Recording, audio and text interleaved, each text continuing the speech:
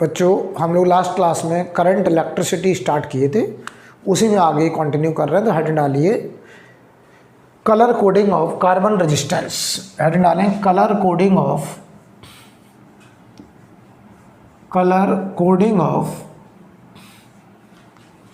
Carbon resistance.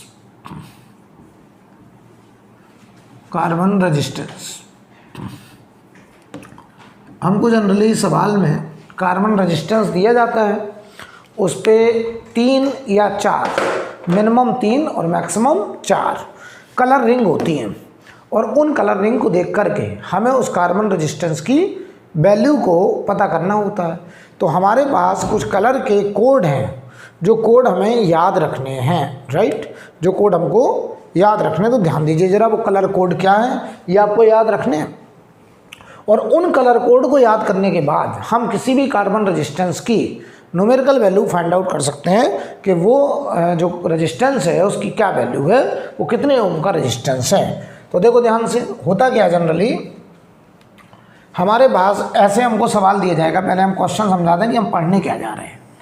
हमारे पास ये carbon resistance होगा ऐसे, इस कार्बन रेजिस्टेंस में मिनिमम 3 या मैक्सिमम 4 कलर रिंग दिखाई जाएगी। जैसे हम आपसे कहते हैं कि पहले कलर की रिंग मान लीजिए रेड रिंग है, दूसरा कलर रिंग मान लीजिए ये ब्लू कलर का है, तीसरा कलर रिंग मान लीजिए येलो कलर का है, और जो चौथा कलर है वो टॉलरेंस का होता है, जो कि गोल्ड, सिल्वर या फिर कोई कलर नहीं होगा। तो मान लो हमने यहाँ पे गोल्ड ले लिया, मान लो गोल्ड, 4 कलर होंगे, या फिर यहाँ पे 9 कलर, कोई कलर ही नहीं होगा, या 3 होंगे, ठीक है। तो अभी हम लोग सवाल करते हैं। जैसे हमें यहाँ पे जो कलर कोड है वो ऐसे याद रखिए, B Roy, Great Britain, having very good wife. देखिए V Roy, Great Britain, having very good wife, ऐसे ये ट्रिक है लोगों को याद करने का, राइट। तो अब देखिए इन कलर के नाम पहले बता दें। पहला कलर ब्लैक, दूसरा ब्राउन, तीसरा रेड, ये ऑरेंज, इनके नाम पहले लिख दें सब। ये येलो कलर, ये ग्रीन कलर, ये हमारा ब्लू कलर, ये वायलेट कलर, ये ग्रे कलर, और ये वाइट कलर। इनके कोड क्या है वो कोड भी समझ लो। ब्लैक कलर का 0, ब्राउन का 1, रेड का 2, orange 3, yellow 4, green 5, blue 6, violet 7, grey 8, white 9। ये 10 से लेके 9 तक के कलर कोड हैं, राइट। अच्छा, जो कलर ऑफ टॉलरेंस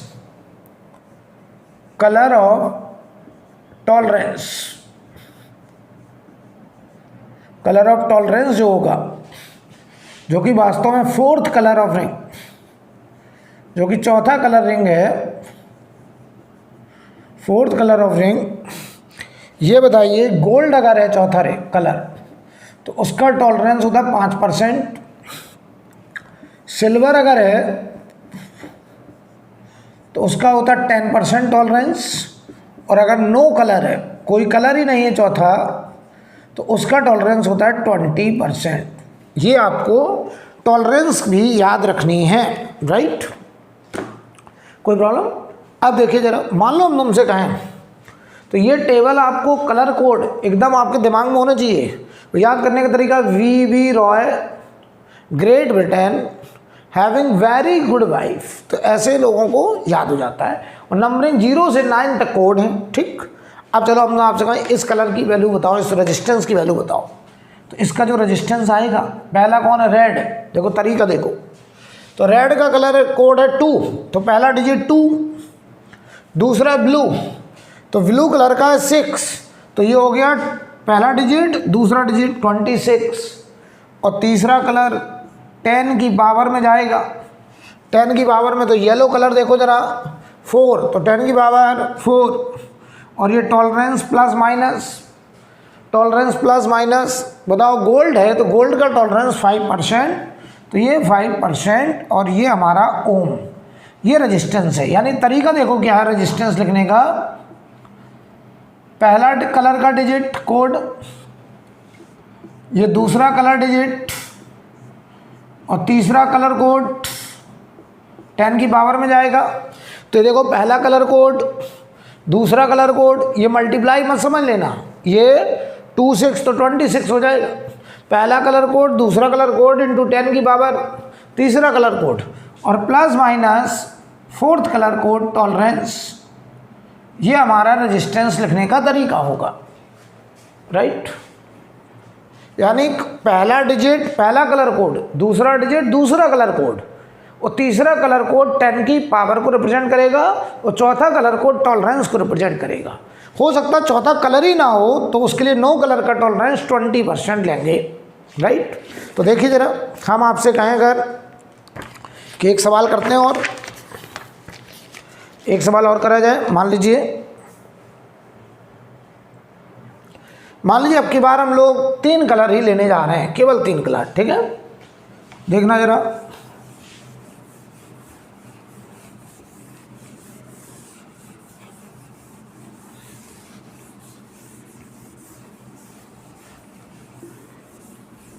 देखिए भाई, मान लो हम आपसे कहते हैं 3 कलर हम लेने जा रहे हैं। ये कार्बन रेजिस्टेंस आपको दिखाया गया है, आपको उसकी वैल्यू पहचाननी है। ये दूसरा सवाल है। ऐसे ऑब्जेक्टिव में सवाल पूछते हैं, पहला green,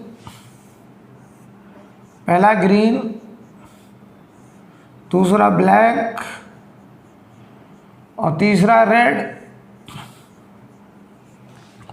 green, black and red, ठीक। अब देखो भाई, तो इसके रेजिस्टेंस की वैल्यू, तो ग्रीन कलर का कोड 5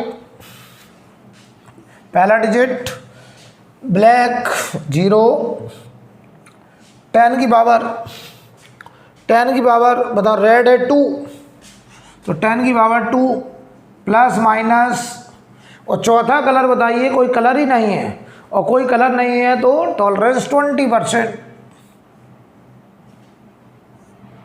ये आएगा आंसर, इतने ओम, ये हमारा आंसर होगा। कोई प्रॉब्लम? आप देखो बेटा, एक सवाल आपके यहाँ नीट में अभी 2 साल पहले ही आया है, तो उसमें उन्होंने थोड़ी सी चालाकी करी थी क्वेश्चन में। क्या चालाकी करी, हम उसी तरीके का एक सवाल आपके सामने ला रहे हैं, ठीक है, और आपको दिखाते हैं कि उन्होंने क्या चालाकी करी।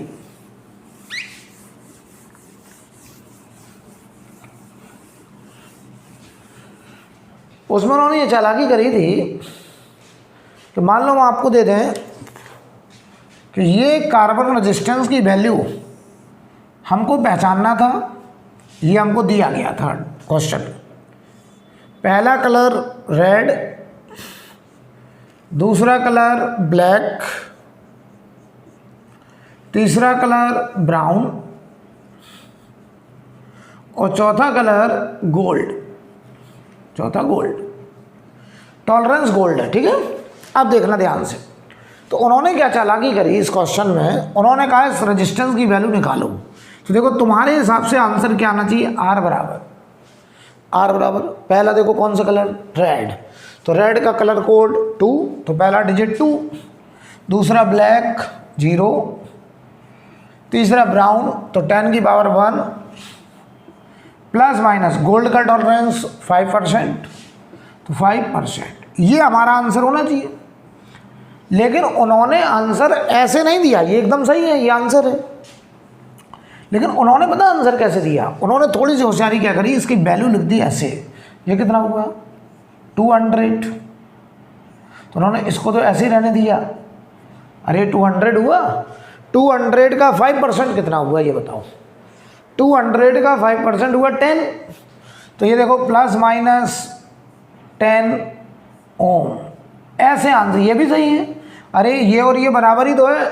तो उन्होंने देखो चालाकी क्या करी, जो ऑप्शन दिए 4 ऑप्शन, वो ये इस फॉर्म में नहीं दिए परसेंटेज के फॉर्म में, ऐसे दे दिया, तो लोगों ने क्या देखा, लोगों ने कहा चौथा कलर गोल्ड है, तो गोल्ड का टॉलरेंस 10 तो हो नहीं सकता, लेकिन ये 10 ओम है, 10% नहीं है। तो लोग क्या करें कि जो 10 लिखा था उनको टिक नहीं किया, और एक ऑप्शन में आप 5 लिख दिया, उसे टिक कराए, गलत हो गया। 5% है गोल्ड का टॉलरेंस, इसका 5% 10 होता है। तो देखो चाहे आंसर ऐसे लिख दें चाहे ऐसे लिख दें, दोनों बातें एक ही है। तो इस बात को ध्यान रखिएगा कि जो टॉलरेंस है वो उन्होंने परसेंटेज में लिखा है या उसकी न्यूमेरिकल वैल्यू लिखी है, राइट? आई थिंक क्लियर। भाई उन्होंने जो ऑप्शन दिए उन्होंने ऐसे ऑप्शन बना दिया 20 × 10⁻1 ±5 ओम, ये लिख दिया ऐसे। लोग इसको सही कराएं और ये गलत लिखा है भाई, लोग इसको सही कराएं। क्यों? लोगों को लगा ये जो 5 है ये परसेंटेज या परसेंटेज लिखा ही नहीं उन्होंने। लोगों को लगा ये गोल्ड है तो गोल्ड का 5% होता है टॉलरेंस, तो वो इसको सही करके चले आए, वो गलत हो गया। अगर यह 5% होता तो सही होता, लेकिन यहाँ पे तो वैल्यू लिखी 5 ओम, तो ये 200 का गोल्ड का जो टॉलरेंस है वो 5%, और 5% की वैल्यू 10 ओम होती है। तो बताओ ये रॉन्ग हो गया, सही क्या था? ये सही था। 20 × 10⁻1 ±5% होता तो सही होता। और बताओ इसी को हम चाहें तो ऐसे लिख दें 20 × 10⁻1 ±10 ओम, ऐसे लिख दें। ये दोनों बातें सही है, जबकि ये वाला गलत है, ये रॉन्ग है, ये रॉन्ग है। तो समझ गए होंगे कि मैं क्या बताने की कोशिश कर रहा हूँ। हेडिंग डालिए कॉम्बिनेशन ऑफ रेजिस्टेंस, हेडिंग डालो बेटा कॉम्बिनेशन ऑफ रेजिस्टेंस। अब हम लोग रेजिस्टेंस का कॉम्बिनेशन पढ़ने जा रहे हैं। हेडिंग डालिए कॉम्बिनेशन ऑफ रेजिस्टेंस। पहले लिखेंगे सीरीज कॉम्बिनेशन,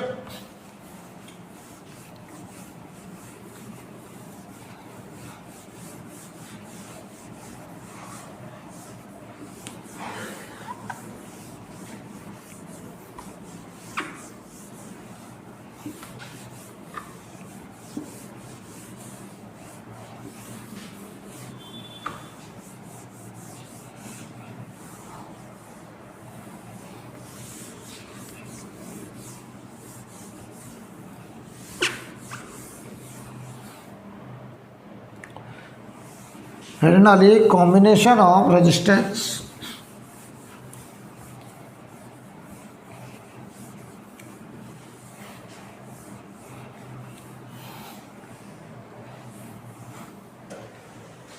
तो पहला लिखें सीरीज कॉम्बिनेशन, सीरीज कॉम्बिनेशन।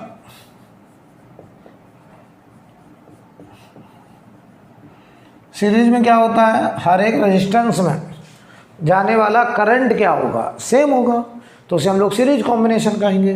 मान लो हम तुमसे कहें ऐसे, ये एक रेजिस्टेंस, ये एक रेजिस्टेंस और ये एक रेजिस्टेंस, ये R1 ओम, ये R2 ओम, ये R3 ओम। हमसे कहा जाए ए टर्मिनल और बी टर्मिनल के बीच में R इक्विवेलेंट निकालो। पहले तो सवाल समझ लो जरा। हमसे कहा जाए R इक्विवेलेंट निकालो बिटवीन ए एंड बी। तो देखो तरीका क्या है, पहले अच्छे समझ लो। हम आपसे कहें find R equivalent between the terminal, between terminal A and B. A और बी टर्मिनल के बीच में हमें R इक्विवेलेंट निकालना है। तो पता हम क्या करेंगे, हम ए और बी के बीच में एक बैटरी लगाएंगे, V0 वोल्ट की बैटरी लगाई। जिन दो टर्मिनल के बीच में हमको R इक्विवेलेंट निकालना होगा, हम उन्हीं दो टर्मिनल के बीच में बैटरी लगाएंगे। इस बैटरी के पॉजिटिव टर्मिनल से करंट I निकला। करंट हमेशा एक्सटर्नल सर्किट में high potential to low potential जाएगा।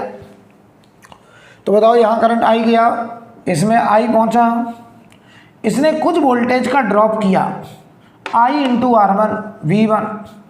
यहाँ आगे करंट बढ़ा, इसने कुछ वोल्टेज का ड्रॉप किया होगा IR2 V2। फिर करंट आगे बढ़ा, इसने कुछ वोल्टेज का ड्रॉप किया होगा V3, और वापस ये करंट बैटरी के नेगेटिव टर्मिनल में वापस आ गया।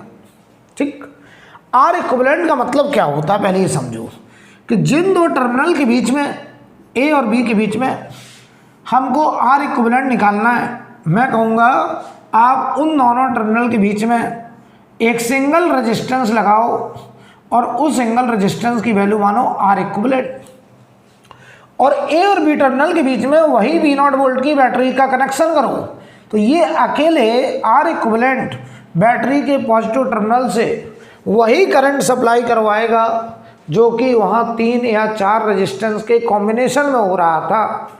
तो बताओ जरा, यहाँ पे हम करंट क्या मानेंगे आई, और वही करंट आई यहाँ जाएगा और यहाँ पूरा का पूरा ड्रॉप, यहाँ V0 का रेज तो यहाँ V0 का ड्रॉप हो जाएगा और ये आई वापस बैटरी में आ जाएगा।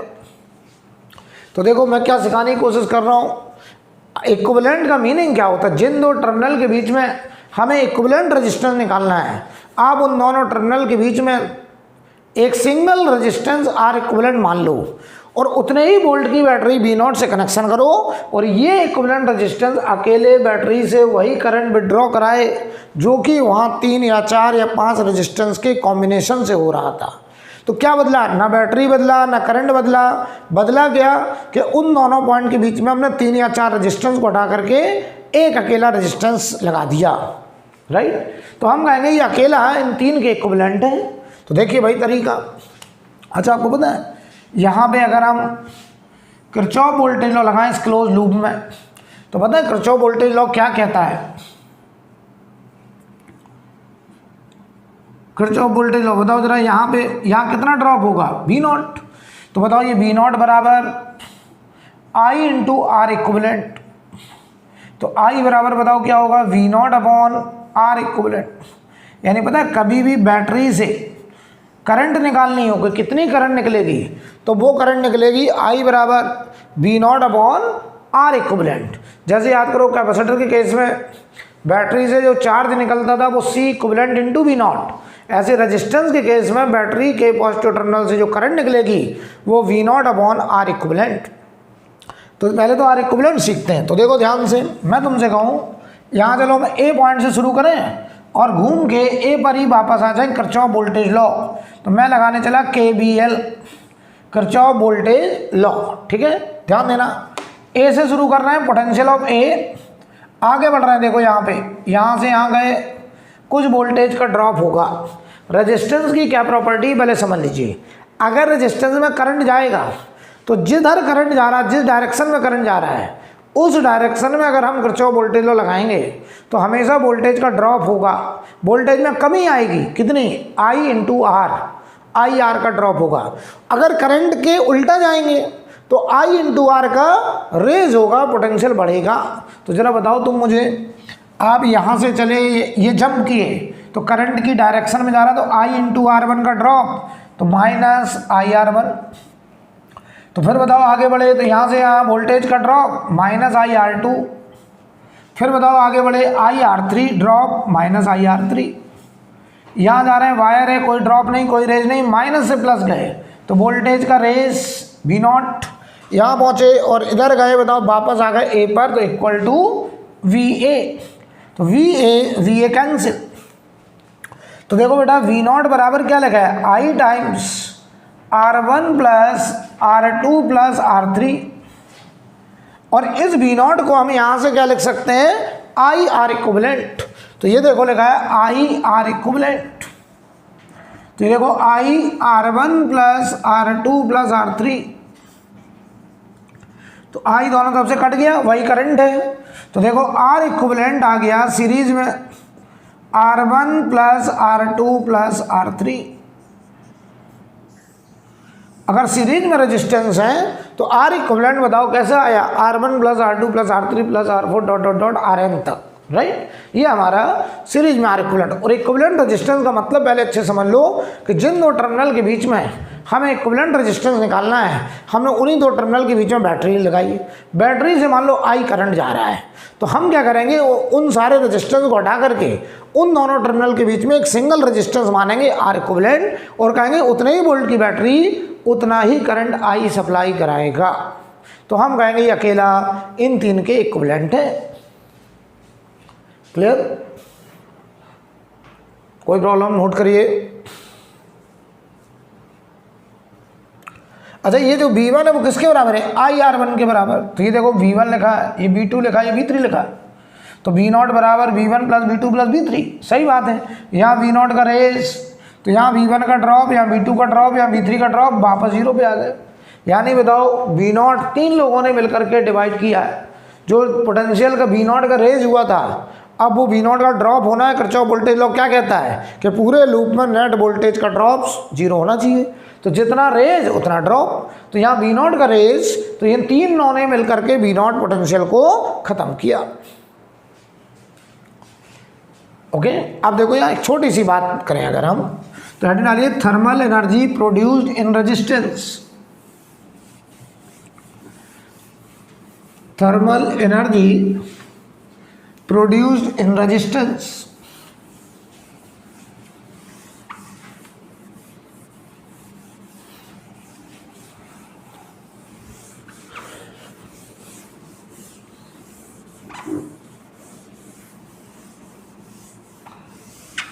Thermal energy produced in resistance.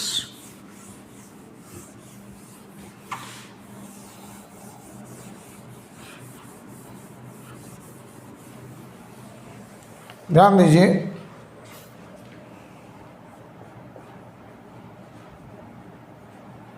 Thermal energy produced in resistance.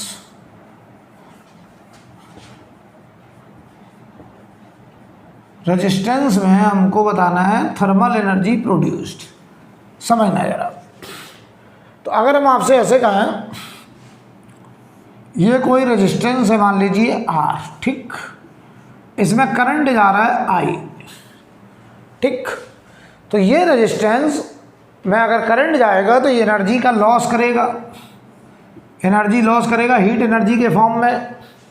तो ये जो एनर्जी होती है लॉस पर सेकेंड, लॉस पर सेकेंड, एनर्जी लॉस पर सेकेंड, इसे बोलते हैं जूल हीटिंग, जूल हीटिंग। तो एनर्जी लॉस पर सेकेंड जूल हीटिंग बराबर ये होता है I square R, I square R। यानी एक सेकेंड में रेजिस्टेंस में जो एनर्जी लॉस होता है वो I स्क्वायर R होता है। तो अगर मैं कहूँ loss in T second, loss in delta T second, तो बताओ यही लॉस क्या हो जाएगा? I स्क्वायर R पर second loss into delta T, into delta T। अब ये जो लॉस हुआ ये गया कहाँ? इस लॉस की कॉस्ट में ये जो वायर है, ये वायर अपना टेम्परेचर बढ़ा लेता है, गर्म हो जाता है।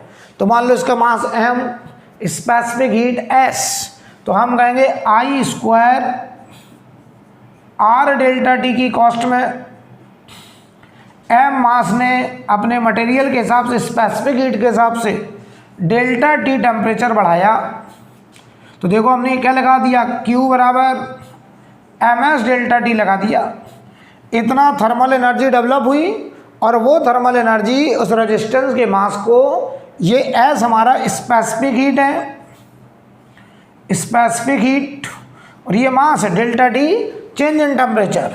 तो I square R delta T time है, ये टाइम है, और ये MS, और इसे लिख सकते हो T final minus T initial. तो हम यहाँ से delta T rise in temperature भी निकाल सकते हैं।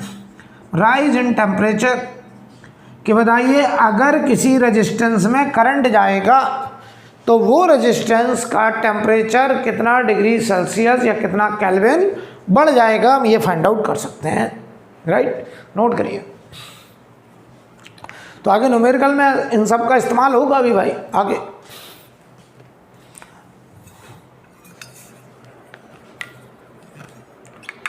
अब लिखें पैरेलल कॉम्बिनेशन।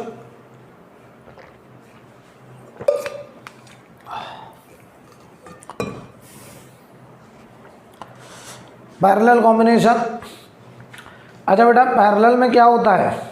पैरेलल में हर एक रेजिस्टेंस के अक्रॉस वोल्टेज बराबर होगा, पोटेंशियल का ड्रॉप बराबर होगा।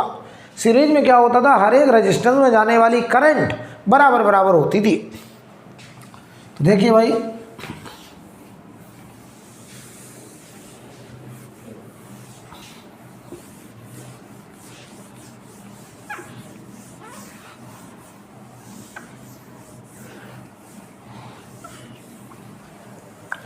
पैरेलल कॉम्बिनेशन,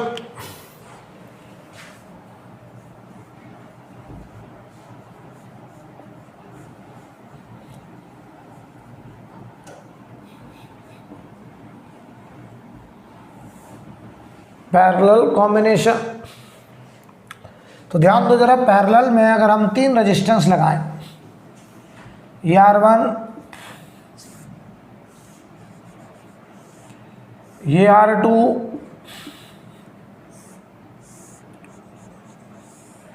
ये R3, ठीक, और ये टर्मिनल है A और ये टर्मिनल है B, और हमारा वही तरीका find R equivalent between the terminal A and B। आपको A और B के बीच में R इक्विवेलेंट निकालना है। तो तरीका क्या होगा, जिन 2 पॉइंट के बीच में R इक्विवेलेंट चाहिए, उन दोनों पॉइंट के बीच में आप एक V0 वोल्ट की बैटरी लगा दीजिए। ऐसे लगा दी V0 वोल्ट की बैटरी। तो A और B के बीच में चाहिए, तो हमने A और B के बीच में एक V0 वोल्ट की बैटरी लगाई और यहाँ से करंट I निकाला। पॉजिटिव टर्मिनल से I करंट गया।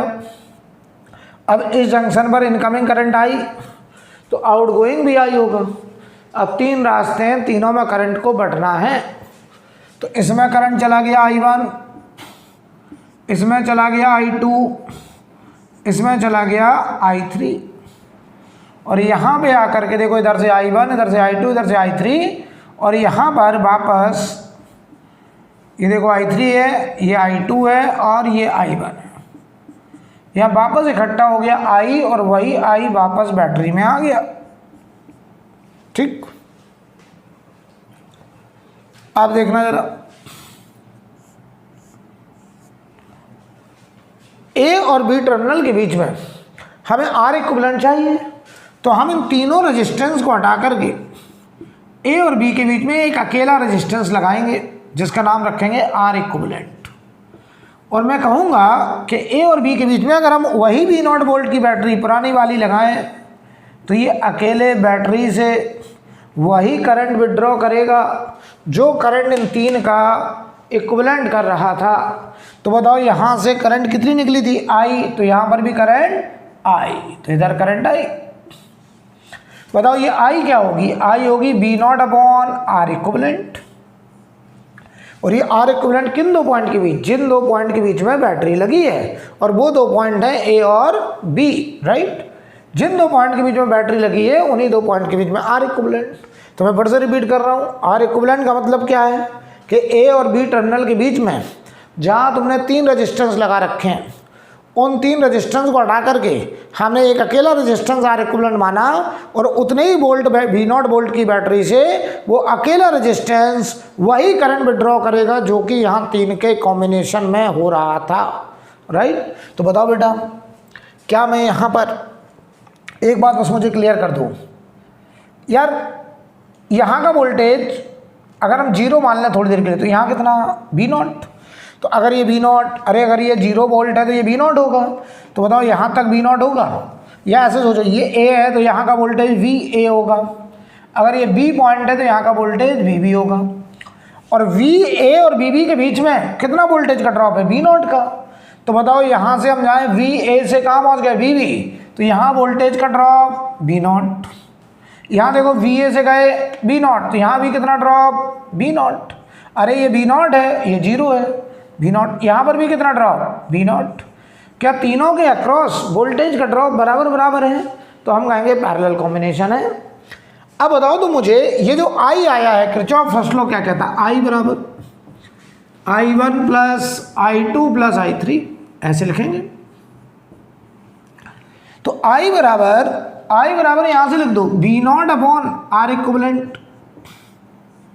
I1 देखो क्या होगा, I1 बराबर, यहाँ वोल्टेज V0 है तो V0 अपॉन R1 I1 होगा। तो ये देखो V0 अपॉन R1 I1 हो गया।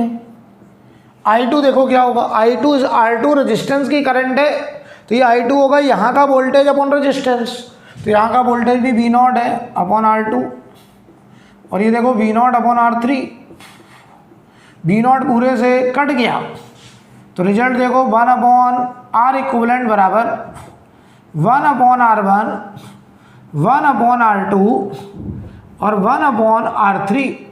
ये बताओ पैरेलल में R इक्विवेलेंट निकालने का तरीका आ गया। नोट कर लीजिए, नोट कर लीजिए।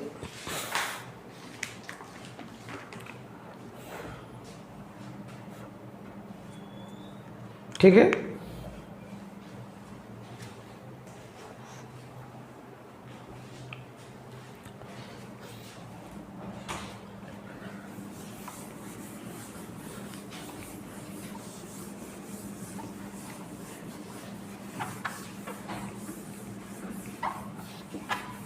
अब मान लो हम बात करें कि दो रेजिस्टेंस पैरेलल में हैं। मान लो हम बात करें कि दो रेजिस्टेंस पैरेलल में हैं, तब क्या होगा? तो देखो भाई, पैरेलल का रिजल्ट आ गया 1 अपॉन R इक्विवेलेंट बराबर 1 upon R1 1 by R2 1 by R3, सबको ऐड कर देंगे। अगर दो रेजिस्टेंस पैरेलल में, ध्यान देना जरा, ये R1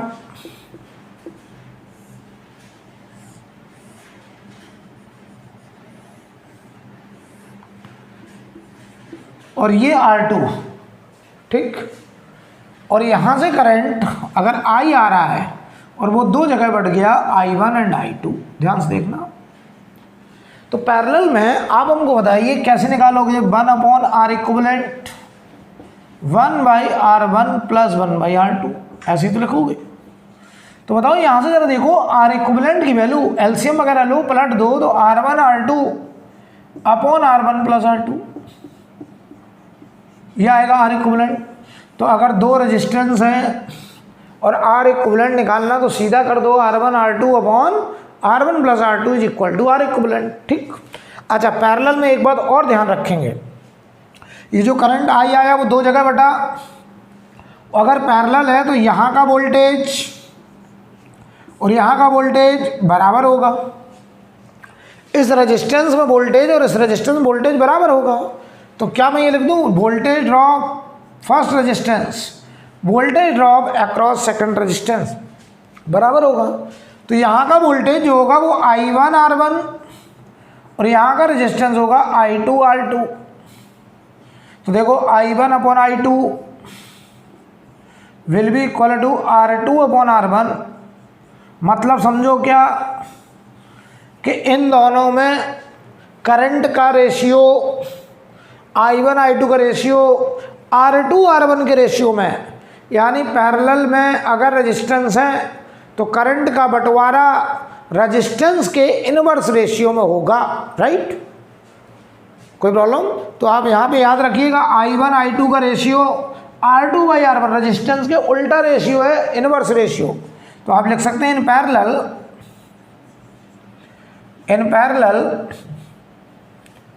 आप लिखेंगे इन पैरेलल करंट डिवीजन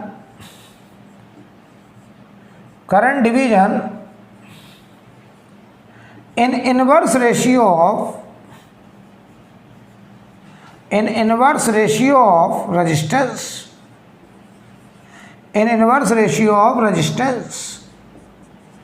तो बहुत अच्छे से समझ लीजिए, पैरेलल में करंट का बंटवारा रेजिस्टेंस के इनवर्स रेशियो में होगा, राइट?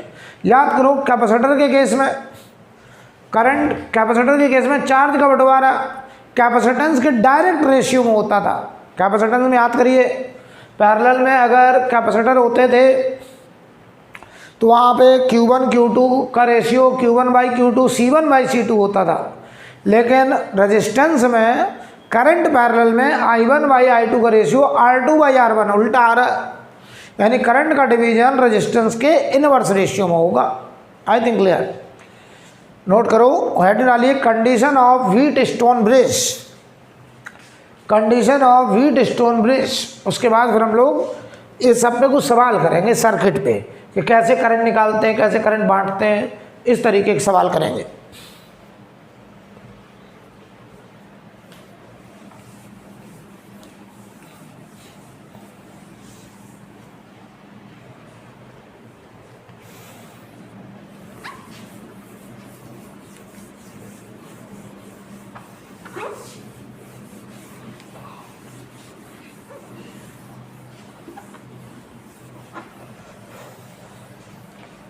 अब ध्यान दीजिए, मान लो हम आपसे ऐसे कहें condition of Wheatstone bridge,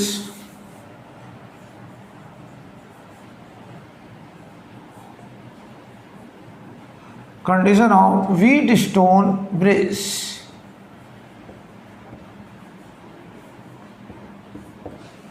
condition of Wheatstone bridge का मतलब पहले समझो। मैं तुमसे ऐसे बोलूं, ये एक सर्किट है,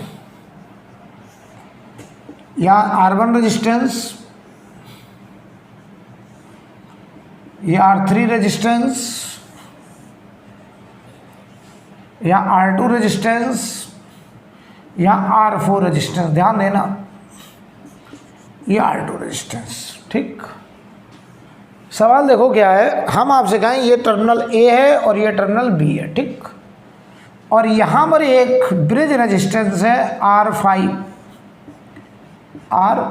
ठीक है, हम आपसे कहेंगे हमने A और B के बीच में अगर एक बैटरी लगा दी है, V0 वोल्ट की बैटरी ऐसे लगा दी, और मैं तुमसे कहूँ कि इस बैटरी के पॉजिटिव टर्मिनल से करंट I चले, और मैं चाहता हूँ ये जो ब्रिज रेजिस्टेंस है जो कि मान लो M और N टर्मिनल के बीच में लगा है, हम चाहते हैं इस ब्रिज रेजिस्टेंस में कोई करंट ना जाए, यानी जो ब्रिज रजिस्टर है इसमें कोई करंट ना जाए। इस बात के लिए हमें कंडीशन लिखनी है, तो लिखिए find condition for which no current, find condition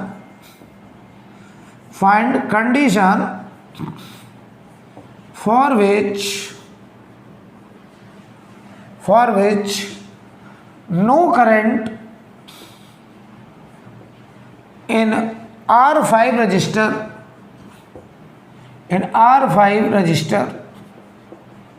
यानी देखो जो ब्रिज रजिस्टर है R5, हम चाहते हैं इसमें कोई करंट ना जाए, इसके लिए कंडीशन फाइंड आउट करो। तो देखो क्या होगा, यहाँ से करंट गई I, यहाँ तक पहुँची, यहाँ बढ़ गया, इधर चला गया I1, इधर चला गया I2। अब ये I1 जैसे ही यहाँ पहुँचा तो इसने सोचा कुछ करंट मिलेगा, कुछ हमारे रास्ते में आएगा, लेकिन इस करंट ने कहा सॉरी, हम तो सीधा जाएंगे पूरा, इस रास्ते में नहीं जाएंगे। क्यों? क्योंकि इस करंट ने कहा कि आप जिस रास्ते में लगे हैं आपके दोनों टर्मिनल का पोटेंशियल बराबर है। अगर M और N का पोटेंशियल बराबर है तो बताओ इस रास्ते में फिर कोई करंट नहीं जाएगा। ऐसे ही I2 पूरा का पूरा सीधा निकल जाएगा और इस रास्ते में कोई करंट नहीं जाएगा। इधर से आया I1, इधर से आया I2, और ये मिलके वापस हो गया I, और ये I आ गया बैटरी में। तो देखो कंडीशन पता क्या है, R5 में अगर कोई करंट नहीं जानी है तो सच्चाई बस इतनी है कि R5 जो रेजिस्टेंस है उसके दोनों टर्मिनल का वोल्टेज आपस में बराबर है, यानी उस रेजिस्टेंस के टर्मिनल के बीच में कोई पोटेंशियल डिफरेंस नहीं है। क्योंकि अगर रेजिस्टेंस में करंट गया तो I × R वोल्टेज का ड्रॉप आएगा, लेकिन अगर तुमने उस रेजिस्टेंस को गलती से ऐसे दो टर्मिनल के बीच में फंसा रखा है जिन दोनों टर्मिनल का पोटेंशियल बराबर है, तो फिर उस रेजिस्टेंस में कोई करंट जाने वाला नहीं है। तो देखो कंडीशन इतनी है बस, Vm = Vn, यही वो कंडीशन है। लेकिन सवाल ये आता है कि सर इस कंडीशन को जरा R1, R2, R3, R4 के टर्म्स में लिख दो। तो याद करो हमने कैपेसिटेंस में कंडीशन निकाली थी कि C1/C2, C3/C4 अगर बराबर, तो बताइए Vm = Vn कब होगा, सवाल ये आ रहा है। तो देखो भाई इधर ध्यान से, इस कंडीशन को हम चाहें तो ड्राइव कर दें और चाहो तो डायरेक्ट लिख दें। तो चाहो तो हम ड्राइव कर दें। देखो यहाँ का वोल्टेज अगर हम 0 वोल्ट मान लें थोड़ी देर के लिए, तो ये कितना मानना पड़ेगा, V0 वोल्ट। अगर ये 0 वोल्ट है तो ये V0 वोल्ट है, ये 0 ये V0, तो यहाँ देखो V0 हो जाएगा और ये बेटा देखो 0 हो जाएगा। क्यों? तो देखना Vm = Vn मैं करने जा रहा हूँ। तो देखो यहाँ से अगर हम किरचॉफ वोल्टेज लॉ लगाएं तो V0 से चलें, ध्यान से देखना V0 से चले, यहाँ कुछ ड्रॉप -I1 R1 कहाँ पे पहुँच गए, Vm पर। इधर से चलो नीचे वाले रास्ते में V0 -I2 R2 कहाँ पे पहुँच गए, Vn पर। तो जरा जवाब दो, क्या Vm = Vn? अगर Vm = Vn है तो ये दोनों बराबर होंगे, यानी I1 R1 I2 R2। तो बताओ I2 अपॉन I1, तो यह आया R1 अपॉन R2। इसे नाम दे दो इक्वेशन नंबर 1। देख लो भाई। अब आ जाओ इधर, अब आ जाओ इधर, m से चलो 0 तक आ जाओ, m से चलो तो Vm माइनस I1 R3, बताओ कहाँ पे पहुँच गए, 0 वोल्ट पर। तो यहाँ से बताओ Vm की वैल्यू I1 R3 आ गई, ठीक है। अब देखना यहाँ से चलें, अगर Vn से चलें और यहाँ देखो I2 R4 वापस बताओ 0 पर आ गए। तो यहाँ से बताओ Vn की वैल्यू आ गई I2 R4, और तुम कह रहे हो कि Vm is equal to Vn है। तो बताओ यहाँ से I1 R3 I2 R4, तो बताओ I2 upon I4 I2 upon I1 I2 upon I1 equal to R3 upon R4 हो जाएगा। जरा गौर से देखिए क्वेश्चन नंबर 1 और 2 को। तो I2 I1 का रेशियो R1 बाई R2 और I2 I1 का रेशियो R3 बाई R4। तो यहाँ मैं लिखूँगा from equation 1 and 2, from equation 1 and 2 क्या नोटिस किया तुमने कि Vm बराबर Vn तभी होगा जब ये दोनों बराबर, यानी R1 upon R2 is equal to R3 upon R4। ये आगे कंडीशन, यानी अगर इन रेजिस्टेंस का रेशियो और इन रेजिस्टेंस का रेशियो बराबर है तो इन दोनों टर्मिनल का पोटेंशियल बराबर है। तो जो R5 रेजिस्टेंस है और उस R5 रेजिस्टेंस में कोई करंट जाने वाला नहीं है। तो अगर ये कंडीशन सेटिस्फाई है तो इसका मतलब Vm बराबर Vn, इसका मतलब no current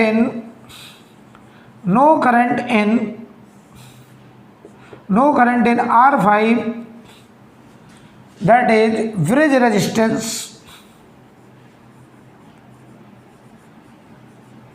no current in R5 that is bridge resistance। यानी ये जो ब्रिज रेजिस्टेंस है इसमें कोई करंट जाने वाला नहीं है, राइट। नोट कर लीजिए, ये कब होगा, जब इनका रेशियो बराबर होगा। अच्छा बताओ, अगर इसमें कोई करंट नहीं जा रही है, इसमें कोई करंट नहीं जा रही है, अगर इसमें कोई करंट नहीं जा रही है तो we can removed R5 from the circuit, we can removed R5 from the circuit. तो हम जो है R5 को सर्किट से हटा ही देंगे क्योंकि वो यूजलेस है, वो सर्किट में बैटरी से कोई भी करंट विड्रॉ नहीं कर रहा है, तो वो केवल जगह घेरे हुए है, तो हम उसे हटा देंगे। तो अगर हटा देंगे तो देखना ध्यान से, तो देखिए आपने क्या देखा, जो ब्रिज रजिस्टर था उसमें कोई करंट नहीं जा रहा है। कब नहीं जा रहा है, जब इन रेजिस्टेंस के रेशियो बैलेंस है। और अगर करंट नहीं जा रहा है तो आप कह रहे हैं सर इसका मतलब ये हुआ कि हम इस R5 को हटा दें। और अगर बेटा हमने R5 को हटाया तो ध्यान से देखना, ये R1, ये R2, ये R3 और ये R4, और ये टर्मिनल A था और ये टर्मिनल B था, यही तो था। यहाँ पे एक पॉइंट M हुआ करता था, यहाँ एक पॉइंट N हुआ करता था। हमने ब्रिज रजिस्टर को रिमूव कर दिया, ठीक। अगर बताओ रिमूव कर दी, क्यों रिमूव कर दिया, क्लियर है ना, क्योंकि यहाँ जो रजिस्टेंस था उसमें कोई करंट जा ही नहीं रहा था, तो हम उसको सर्किट से रिमूव कर सकते हैं, राइट। अब रिमूव कर दिया तो बताओ ये दोनों सीरीज, ये दोनों सीरीज, उसके बाद पैरेलल। तो कोई हमसे कहे R equivalent between the terminal A and B, R equivalent between the terminal A and B, तो पता क्या करोगे, इन दोनों का सीरीज, तो R1 R3 R1 plus R3 series में, सॉरी क्षमा चाहेंगे, R1 प्लस R3 सीरीज में रेजिस्टेंस डायरेक्ट ऐड होते हैं। मेरे दिमाग में कैपेसिटर आ गया था। अब देखो ध्यान से, ये दोनों सीरीज में, ये दोनों भी सीरीज में, तो बताओ R2 प्लस R4, और उसके बाद बताओ बेटा ये दोनों आपस में पैरेलल, तो पैरेलल का साइन लगा दिया, और पैरेलल का साइन लगा दिया तो चाहो तो उसकी वैल्यू लिख दो, ऐसे आ जाएगा R1 plus R3 into R2 plus R4 और divided by this plus this, R1 plus R3 R2 plus R4, ये हो जाएगा हमारा R equivalent between the terminal of battery. और बताइए अगर ये R इक्विवेलेंट आ गया आपका, अगर ये R इक्विवेलेंट आ गया तो यहाँ बैटरी के पॉजिटिव टर्मिनल से जो करंट निकलेगा I, बताओ वो I कितना होगा। अगर हमका यहाँ जो करंट जाएगा वो I कितना होगा, वो होगा V0 अपॉन R इक्विवेलेंट, और R equivalent between the terminal of battery. I think clear, note कर लो बेटा, नोट कर लीजिए।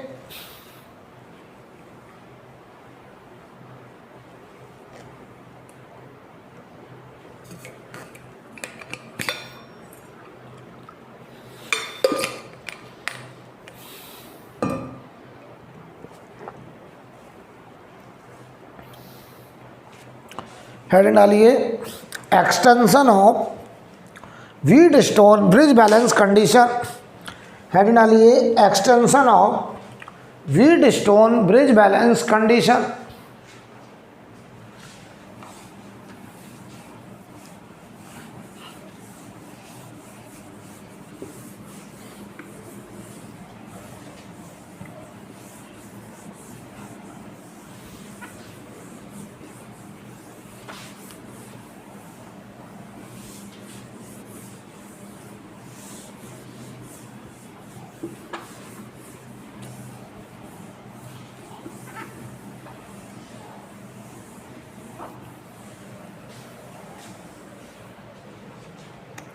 हेडिंग डालें, extension of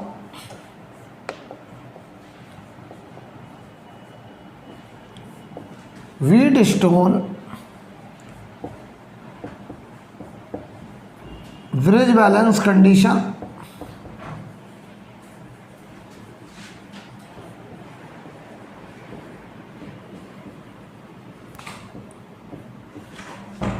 Wheatstone bridge balance condition का अब हम लोग एक्सटेंशन देखने जा रहे हैं। ध्यान से देखना, मैं तुमसे कहूँ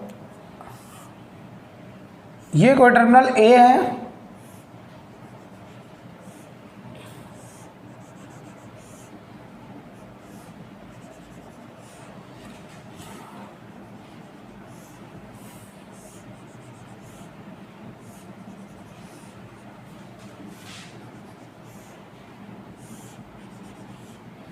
चलो इतना ही रोक दे रहे हैं, और भी आगे एक्सटेंशन हो सकता है।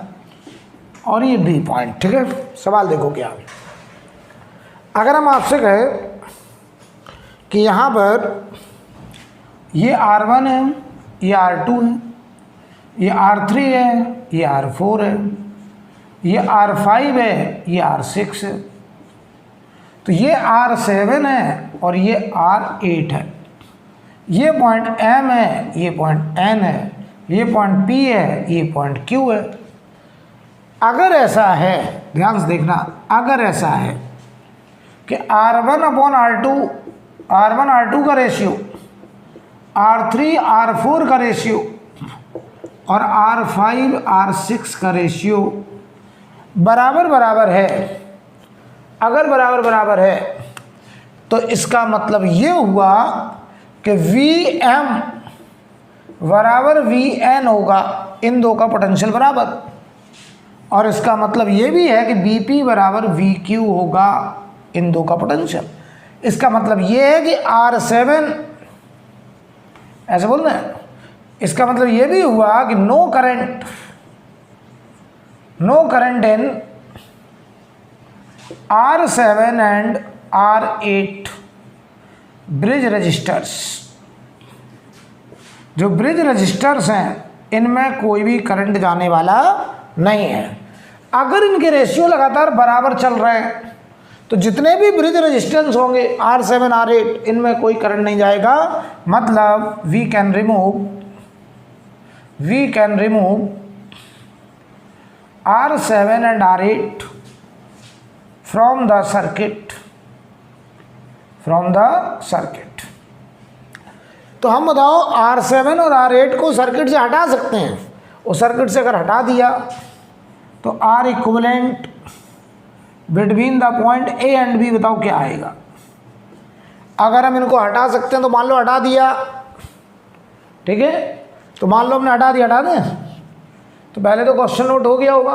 अब देखो मान लो R7 R8 को हम हटाने जा रहे हैं, अगर हटाएंगे क्योंकि इसमें कोई करंट जा ही नहीं रही है, मतलब ये हुआ कि अगर यहाँ से करंट I आया, देखो ये A हाई पोटेंशियल है और जो B टर्मिनल है ये लो पोटेंशियल है, या ऐसे बोलो ना कि हम अपनी बैटरी A और B के बीच में लगाएंगे। तो यहाँ से जो करंट गई I1 वो सीधे I1 ऐसे चली गई, I1 सीधी ऐसे चली गई, और यहाँ से जो करंट I2 आई वो R4 और R6 से होते हुए सीधी चली गई। तो ये जो रेजिस्टेंस थे ये बताओ सर्किट से हटा दिए गए। तो बताओ अब A और B के बीच में ये तीनों सीरीज, उसके बाद पैरेलल। तो मैं लिखने जा रहा हूँ R1 R3 R5 सीरीज में आ गए, इसके साथ पैरेलल, ये sign parallel. R2 R4 R6 series में, R2 R4 R6 सीरीज में। अब इनका पैरेलल रिजल्ट भी तो निकाल सकते हैं, R1 plus R3 plus R5 into R2 plus R4 plus R6, और नीचे डिवाइड में R1 plus R3 plus R5 plus R2 plus R4 plus R6, ये आंसर होगा। ये पैरेलल का रिजल्ट है। पैरेलल में क्या होता था R1 R2 अपन R1 प्लस R2, तो ये एक रेजिस्टेंस, ये एक रेजिस्टेंस। नोट करो बेटा।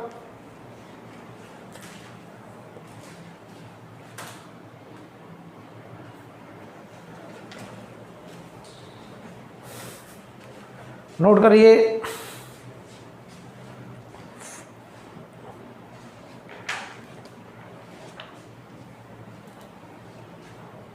ये हमारा extension of Wheatstone bridge balance condition था, ठीक है।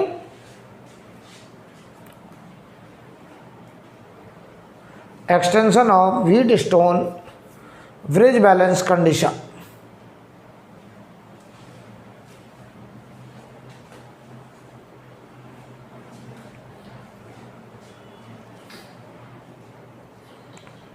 हो गया।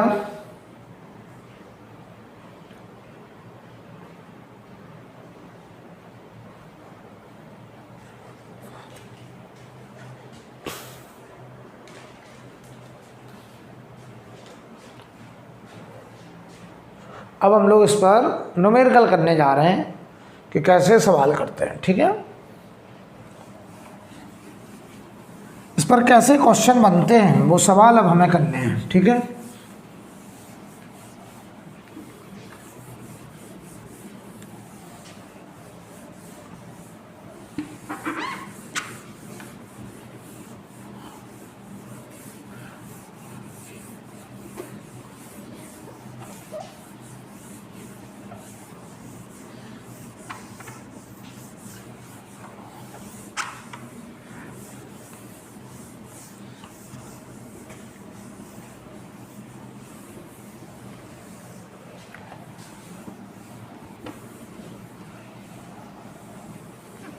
तो एक क्वेश्चन करते हैं, देखते हैं कैसे सवाल बनते हैं। मान लो हम आपसे कहें कि यहाँ पर एक 60 वोल्ट की बैटरी है,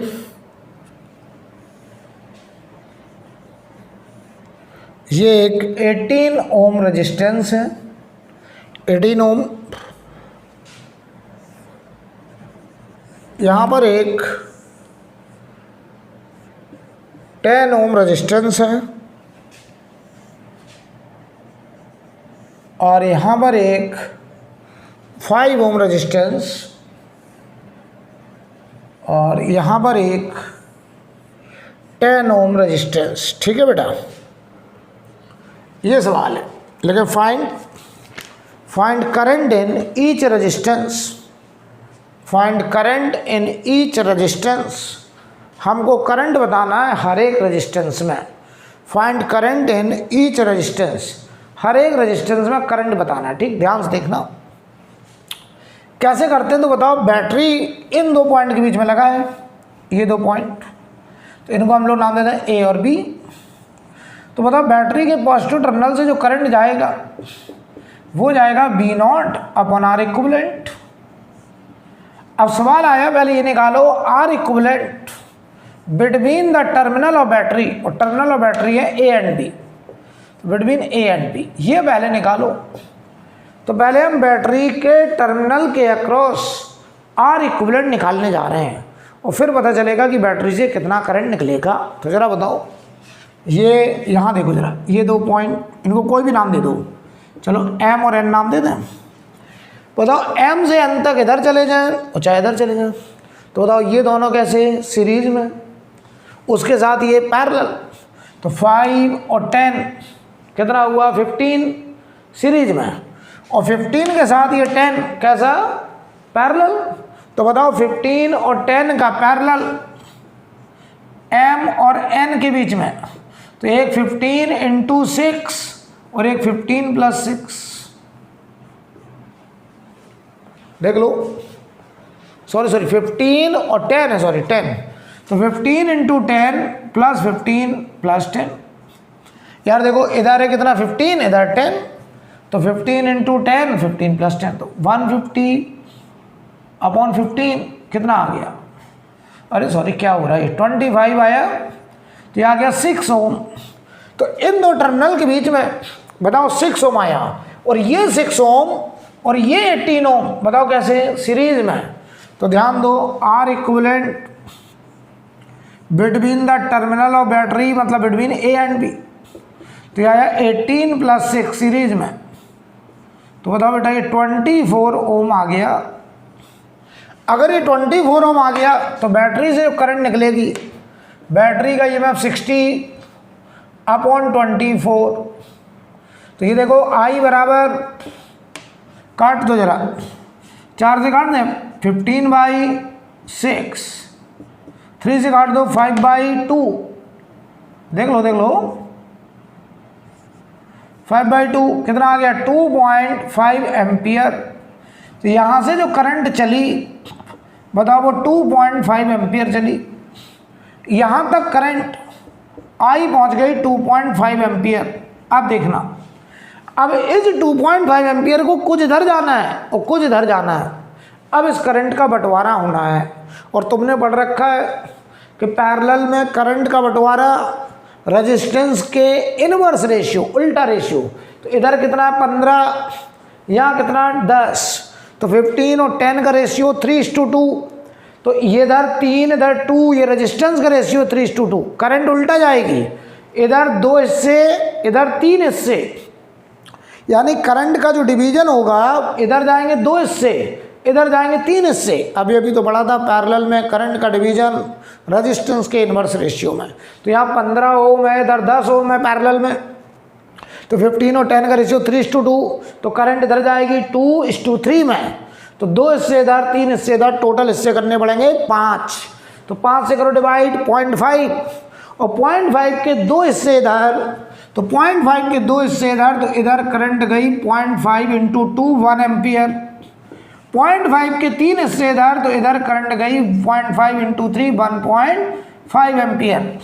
तो इधर देखो करंट 1 एम्पियर आ रही होगी, इधर 1.5 एम्पियर आ रही है, तो ये करंट वापस 2.5 एम्पियर बैटरी में आ गई।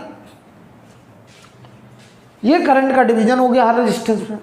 हमेशा ऐसे ही करेंगे, सबसे पहले बैटरी के पॉजिटिव टर्मिनल से कितना करंट निकला ये निकालो, और वो कैसे निकलेगा V0 अपॉन R इक्विवेलेंट से। वो आर इक्विवेलेंट किन दो पॉइंट के बीच में है? जिन दो पॉइंट के बीच में बैटरी लगी है, राइट। अब एक बात बताओ, हम वोल्टेज भी निकाल सकते हैं। देखो हम तो वोल्टेज का ड्रॉप भी बता सकते हैं। यहाँ वोल्टेज ड्रॉप बताओ, चलो I इंटू आर, तो 2.5 इंटू 18, क्या ये 45 वोल्ट हो गया? यस। यहाँ बोलो जरा, क्या 15 वोल्ट हो गया? देख लो। यहाँ देखो जरा, I इंटू आर, क्या 5 वोल्ट हो गया? यस। यहाँ देखो I इंटू आर 10 वोल्ट हो गया? यस।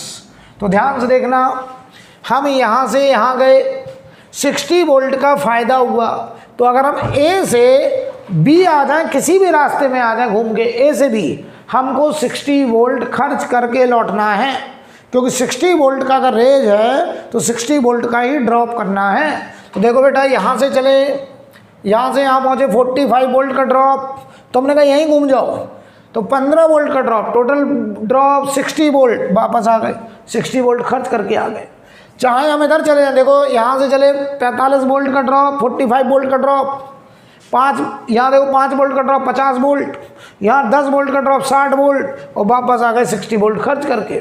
अगर बैटरी का वोल्टेज 60 वोल्ट है तो बैटरी के टर्मिनल के अक्रॉस 60 वोल्ट का फ़ायदा हुआ, तो हम घूम के वापस A से B कहीं भी आए, हमें पूरा 60 वोल्ट खर्च करके आना होगा, और ऐसा हो रहा है। तो आंसर आ चुका है। हर एक रास्ते में, हर एक रेजिस्टेंस में हमने करंट और पोटेंशियल बता दिया। तो ये बेटा, इसे आप लोग आराम से नोट करिए, ऐसे ही करेंगे।